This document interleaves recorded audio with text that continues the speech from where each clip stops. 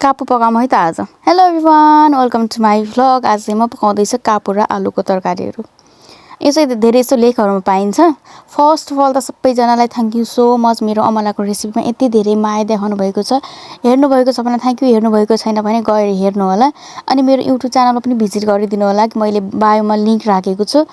अनि सबैजनाले सब्स्क्राइब पनि गरिदिनु होला।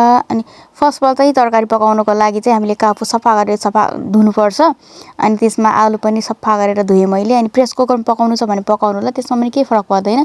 मैले चाहिँ आगो बालेर अनि कराईमा चाहिँ पकाउन लागि फर्स्ट अफ अलमा मैले तेल हालेँ अनि खुर्सानी हालेँ। प्याज लसुन चाहिँ सस्ता नै भएको कारणले हालेन, हजुरहरू हाल्न सक्नुहुन्छ।